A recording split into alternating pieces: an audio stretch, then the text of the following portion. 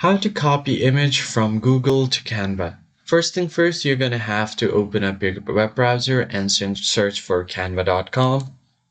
Hit enter and make sure that you're logged into your account. Now to create a new design, you can click on any of these ones. I'm just going to create a new presentation where it's easier to insert images.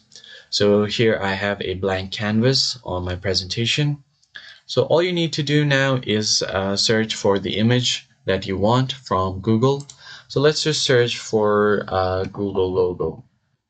Hit enter, and then you're going to head over to images to select any image that you want to add. So here is an image from Wikipedia. I'm just going to click on it. And right here, as you can see, it's a vector image. Right click on it again, and then click on copy image. Now image has been copied to your laptop's clipboard. Head over back to Canva and then right click on this and then click on paste, or you can press Ctrl+V, and you have to allow the see the text and images copied on the clipboard, so allow it. And once that is done, click on paste again and you'll be able to paste this logo right here.